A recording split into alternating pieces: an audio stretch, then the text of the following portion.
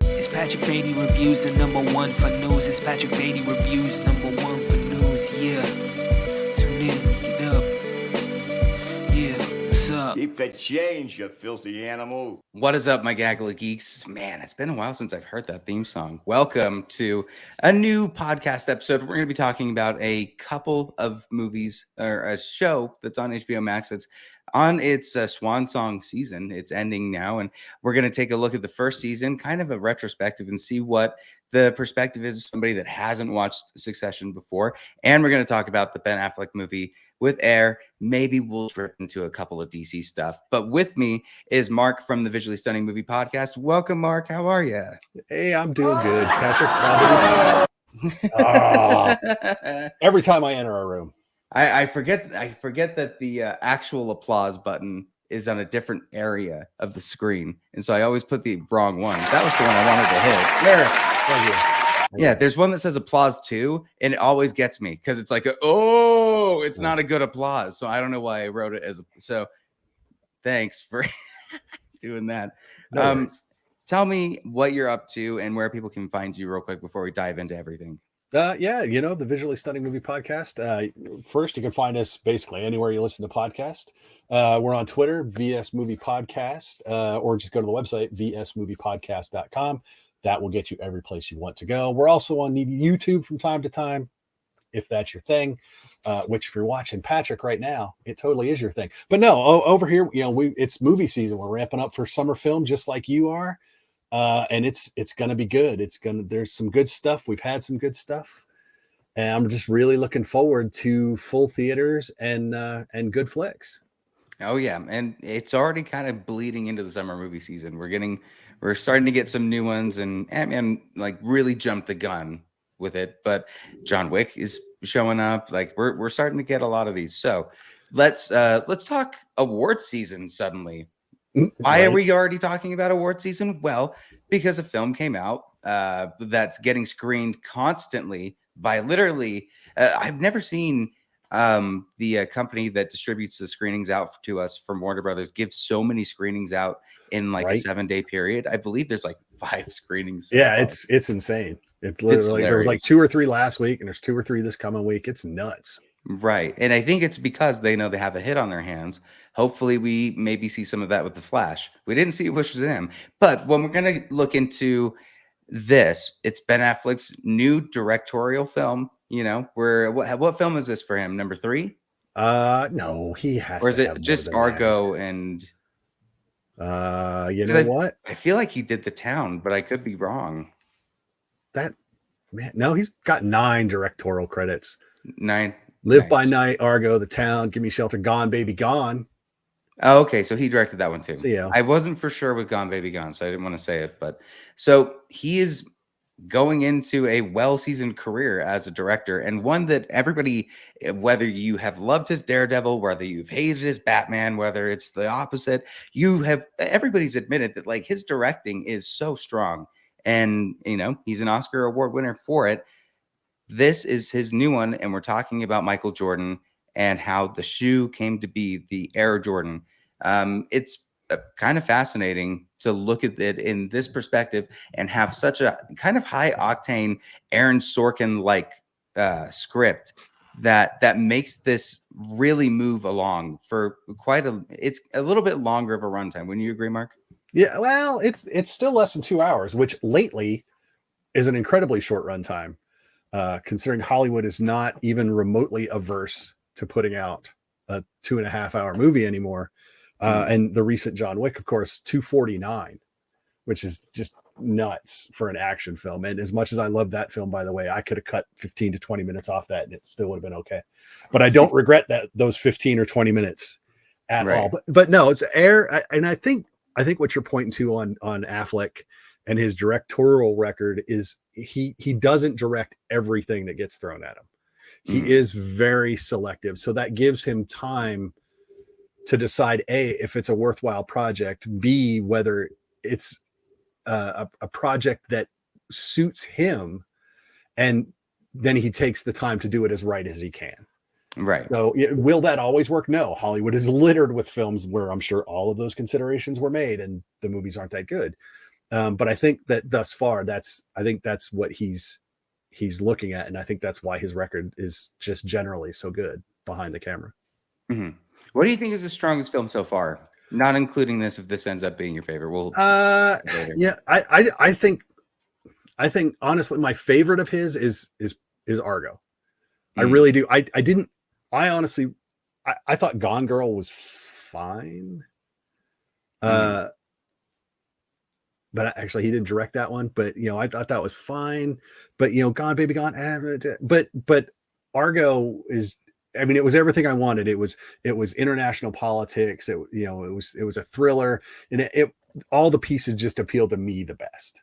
Right. And then he goes in and he kind of holds down his own movie, and I think he did that specifically to keep as much of what he wanted done on it. It would prevent, I think, a lot of extraneous stuff. But that's my favorite of his. Okay. So very cool. Well, Air here. This is based on, I guess, a true story. We could also debate that. Me and you always debate that when it comes to... yes, absolutely. Well, it's starring Matt inspired Damon. by. He's Sonny Vaccaro. This is somebody that basically has been scouting different high schools. He's trying to look for talent that he can bring onto the Nike brand. Nike, let's diss Nike a little bit about what they were at the beginning. And Nike was like the RC Cola of shoes, right? Hey. Yeah, that's a good one. Now your turn. Now you give them. You, because I love RC Cola. I'm an East Coaster, and I grew up with RC They Cola. were the Fruity Rocks of... There you go. No, yeah, but you're right. Well, in terms of this film, yeah, Nike was a running shoe. That's what they were built on. That was where they made their name. And Air is the story of them trying to get a piece of this burgeoning basketball shoe market. That Adidas and Converse just had basically on lockdown. Right. And the only way to do that, of course, is endorsements. You either have, it doesn't matter how good your product is if people won't use it. So you need people to use your product that other people want to emulate. And I think early on in this, they talked about Adidas. All the rappers were wearing Adidas at the time. So Adidas was just shooting up in sales. And Nike was trying to find their into this market outside of running, where they controlled the running shoe market. But yeah, they were the also ran in every other athletic market. Right. So and this was during a time, 1984, I believe, right? Set in 1984. This was a time where a lot of commercials coming out ended up being pinnacle and really game-changing commercials. Thinking specifically of what they were showcasing, you get a lot of nostalgic hits with this movie. When you're walking into a convenience store, they make sure to show you the Wonder Bread shoe, the Twinkies, everything that you grew up and loved, even the naughty section at a magazine store that for some reason Ben Affleck's like, get those shots. But you also get to see like the Apple commercial that Ridley Scott directed that changed the game for what they were doing and brought it to arguably where they were now. Marketing is such a huge part of it. And so very much like Argo, there's high stakes built into the situation. Maybe it's not like life or death in this situation, but it is something where you have to dream big. You have to take huge risks, and you get to see a marketing team of all places, like really risk everything they can to try to get this one athlete to sign on with them. And the only way that they can sign on with that athlete is to get through his parents. And Viola Davis is playing Michael Jordan's mom, Dolores Jordan, and she is fantastic in this. And absolutely, like, it's a little bit of a spoiler in a way to say that this is her film, but maybe it's something that we could warn people a little bit on. Like with the Michael Jordan showcasing, there's not necessarily anything that's like, we're going to show him like an actor, a full face. In fact, you never Michael Jackson. This is not a Michael Jordan movie. No, it's it is not, and specifically so because this isn't the Michael Jordan story. This is the Nike story. But you would think that it would be, because that's the big whale that they're going after. and nobody would well, really think about who's the person behind the scenes in that. Like we talk about management, and we talk about like you see Rocket Man, you see Elvis, you see like the Colonel, and how they handled and finagled their deals. But with this, it's very different. This is with a family that love each other and that have a strong connection. And that's what I thought was really great about this, and how they chose to focus on that, and how Sonny and Dolores's characters were basically mutually respecting the fact that this kid is going to go further than any other athlete will ever go in the world. Yeah, and that's what drives this movie. Yeah, Viola Davis is always great in everything she does. Handpicked by Michael Jordan to play his mom.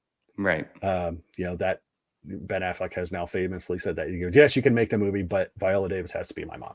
If you're gonna pick your mom, it might as well be Viola Davis. That's right. If they made a movie about my mom, I would probably want Viola Davis to play my mom. So good choice. But no, it's important that people know this isn't a Michael Jordan movie. It's not even a sports movie, which I like, because I like sports movies that aren't really about sports.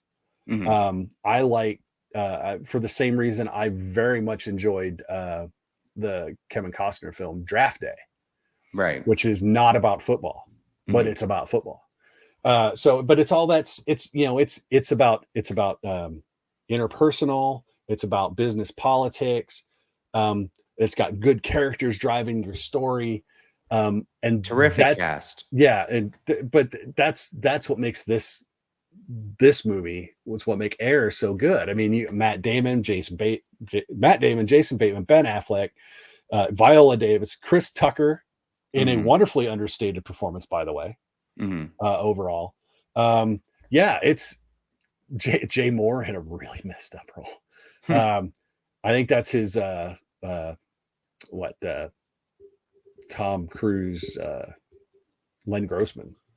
Les Grossman. Yeah. So it's kind of his, but Marlon Wayans is in it in a really understated performance by Marlon Wayans. But yeah, well, I want to point out Chris Messina also, who had some of like the show-stopping jokes in this. He played Michael Jordan's agent, and the interactions between Matt Damon's character and him are really some of the better parts of the comedic bits with this movie. Yeah. And he's very good at playing this character. I don't know if you've ever watched HBO's The Newsroom. I have not.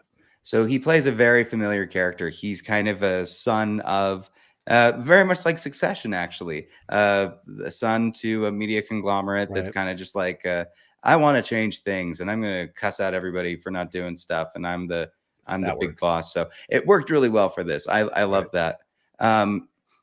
Now, as far as like, we've talked about how great the acting is, we've talked about how great the suspense building is in this, which again, they really do a good job of building this up, showing why it's so important, why this company needed this situation, and really why Phil Knight, Rob Stresser, Sonny Vaccaro, why they all kind of had to take risks of different but very like pivotal things, right?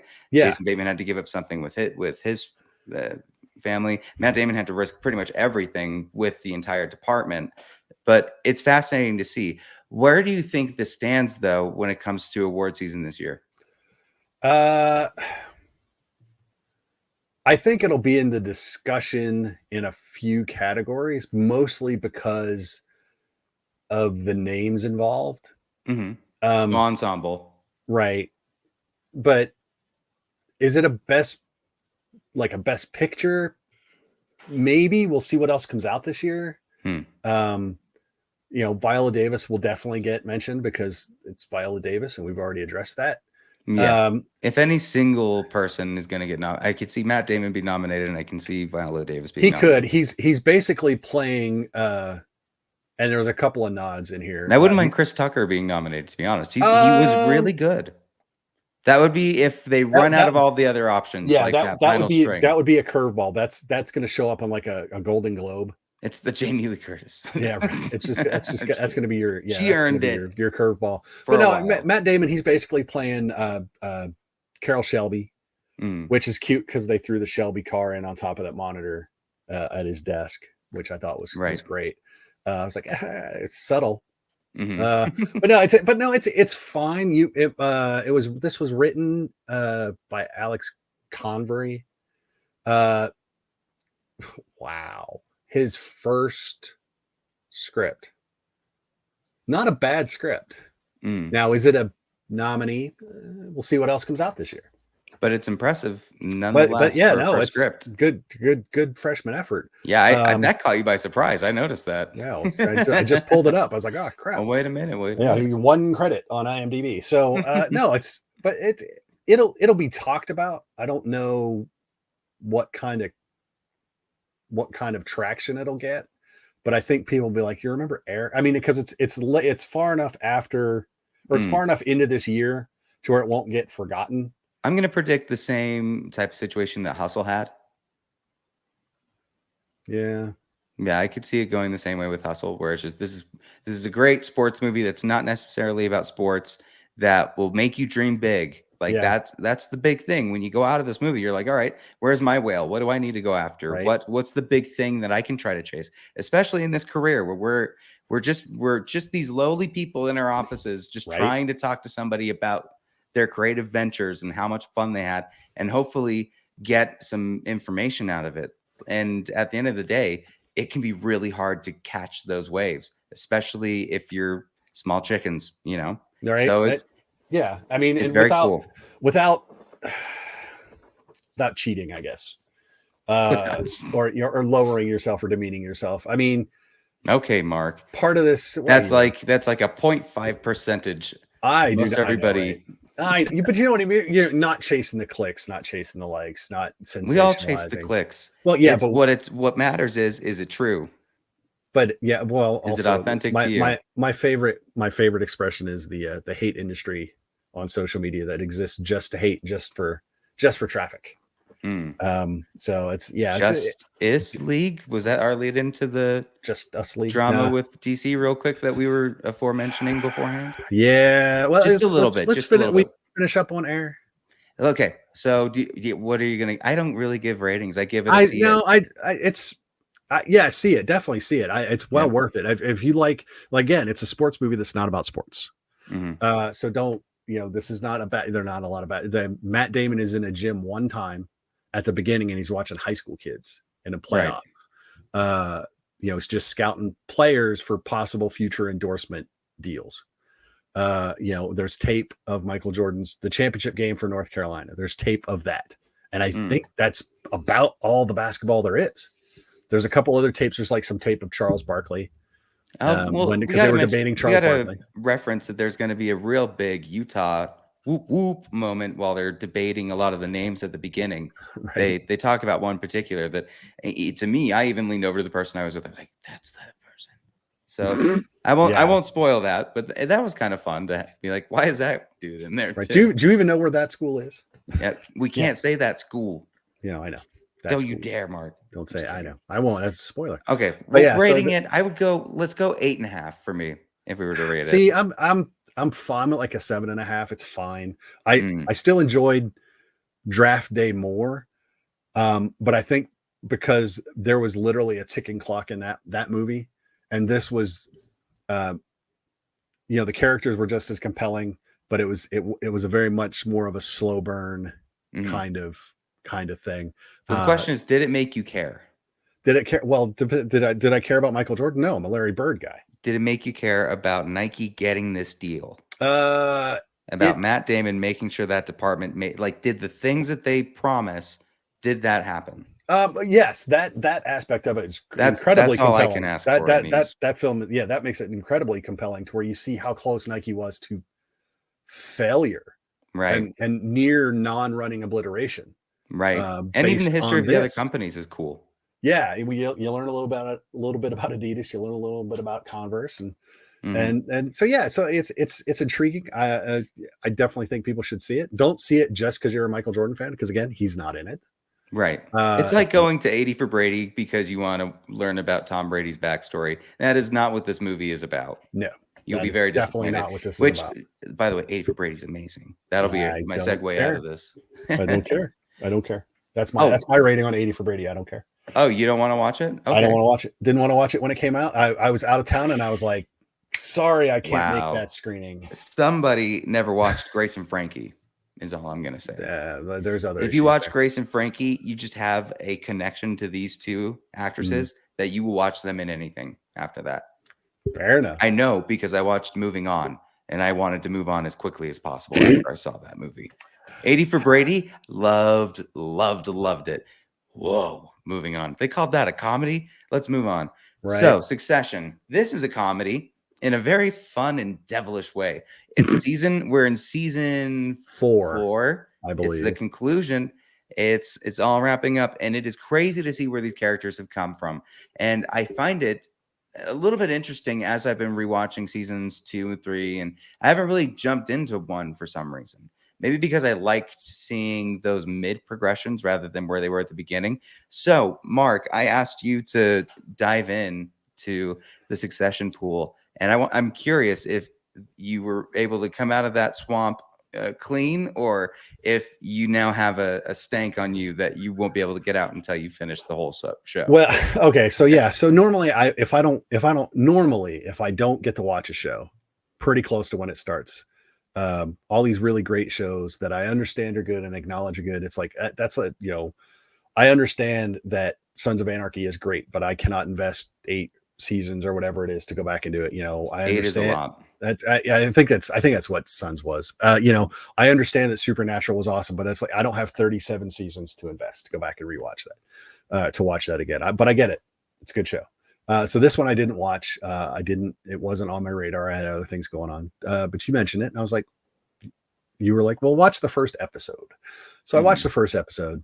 And it's got some interesting characters. I think that's a show that if I'm slow and I need something to watch, I could probably watch all 4 seasons. Right. But I can't sit down on a weekend, and it's not a show that I'm like, I got to blow through season 1 today or this weekend. That's not where I'm at. I think the characters are interesting. I love the setup. Anything, but again, now you have business dealings that are paralleling family dealings, which it's all that good stuff. And you got Brian Cox as the head of household. Mm-hmm. It's a great setup. I see why people like it, and I will endeavor to get through it. We'll see how that goes. But yeah, I see why you like it. I really. What did you think regarding so this is a family, right? A huge family that you could even consider. It's a media conglomerate. They're the head of a media conglomerate, much like Fox News. This is like your Richard. What's the Richard Maddens? Who is the people? The Murdochs for Fox. The Murdochs. This is probably closer to the Rockefellers. This is probably closer to Disney because they have theme parks. They have. But they do have a news network. They have a film too. Studio. They have but they have it all. So they're in all the like I said, if you're doing movies and theme parks, you're closer to Disney than you are Fox. There's a specific family. Hold on, I gotta find rich family. Yeah, those in history. Let's see if that does anything. Let's see. Pretty sure they were, because I watched a few of the back in the day panel discussions with them,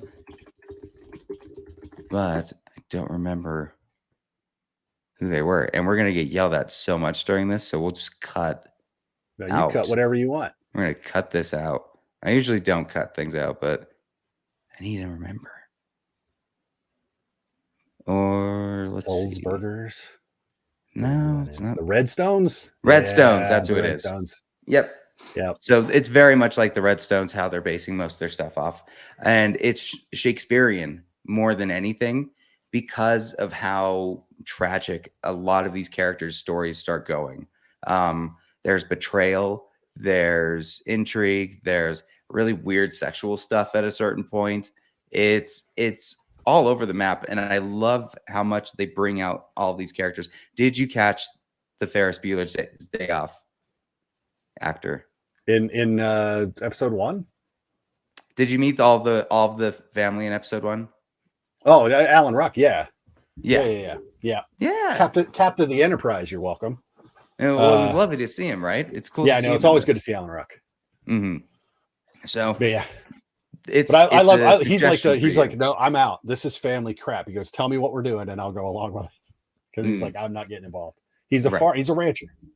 He's like, I don't want that, all this garbage. Maybe I think we'll I see. think eventually, I know obviously if I'm writing, eventually down the road, it turns out he has plans and machinations. But right now, no. So I like his character. I love Kieran Culkin.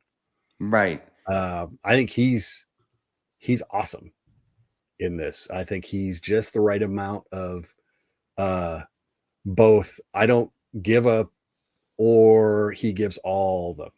So Well, and Sarah Snook and Matthew McFadden, that is Shiv and her husband. Yep. Their character arcs go to places where this was the first episode that premiered last week of season 4, and where their character arc it goes basically is one of the most tragic things that has been on TV in a long time. Wow. Where it's just like, dang, they really like.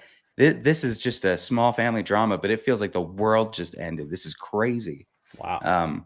Really great writing, really hilarious jokes. You're gonna laugh so much at Brian Cox and how much he just insults people. Cool. He actually does give no. Well, actually, in business, he gives all the, but Right. in dealing with other people, no. Nope. He has no time for your shenanigans. As he said last episode, they're pygmies. They're pygmies. Yep, he says, I'm a giant. These are pygmies. He's sitting in like just a regular restaurant, just looking around. Wow. That is a man who's secure in his place in the world. Right. And knows that he's got all of the money. Yep. But yeah, very good. I'm glad that you got to see that. And hopefully you do continue on. Maybe by I don't know. If you did want to go down the rabbit hole, I believe there's only 10 to 11 episodes a season. So yeah, it's a fairly quick one. I think there was 12 in season 1. It'll slow. Something It'll like go that. to like 10 by 3, I believe. See, that makes it a little more doable. But Right. like network television stuff, like I said, like Sons of Anarchy, Breaking Bad. Never watched any Breaking Bad. Oh wow. I understand it's a wonderful show. I am not going to go back and try to watch that. It's just not going to happen. It'd be tough with the workload. But speaking of workload, thank you for coming on and doing this. What are you working on right now, and where can the people find you? Again, it's movie season. It's wonderful. It's just so great to have quality movies to talk about. There's there's a lot of news. I'm hoping to get some folks together to talk about some of the big industry shenanigans again going on. That I just think that we need to get broken down and determine what is going to happen with a lot of things, because there's a lot of balls in the air in Hollywood right now. But no, again, we're on Twitter, at VS Movie Podcast, or go to the website vsmoviepodcast.com and listen to us wherever we're going to have you on at some point. I'm going to be talking to some folks on some other podcasts whose name shall remain nameless right now till we finalize that scheduling. But yeah, it's always fun to get together with folks you don't regularly talk to. Right. But we see each other every week. It's great. We don't always get to sit down and do nice long ones like this, but we're the early birds. We get there before everybody else. That is true. That's because I have to drive 100 miles. You do. So there's that. So yes, I have to again, and tomorrow, I don't know when this is going, but tomorrow from now, I'm going to be driving through a blizzard. So to get to a screening. So we'll see how that goes. Oh, let's go. Yeah, let's go. As we'll see what happens. Let's hope it's standard driving and not. It's going to be Mario Kart to get to. I don't want to. No, I'm not even driving the Mario Kart. I'm driving the Bowser truck. So no Mario Kart tomorrow. That is not the way we're going, because I'm sure I would do some banana peeling. Will winter ever end? No. Find out never. I know. Right? Next up on Utah weather, winter. Right. Oh man. Well, thank you again for joining. Of course, you can follow him at Visually Stunning Movie Podcast. Check out the podcast. He does great work. Go to abc4.com/Daily Dish and check out the See It or Skip It segments that we've been doing since January. It's been every week. It's been a completely different switch up from what we normally do, and it's really fun. Just this week, we talked about Dungeons and Dragons, Tetris, and Rye Lane. See it. All see it's right. That's 3 see it's. Woo! But make sure that you go and check them out. Follow me on Twitter, Instagram, all that stuff. There might be an interview coming with someone that I'll be able to sink my teeth into. And that will be the tease for that. So we will talk soon. Thank you again for watching, and we will see you at the next review.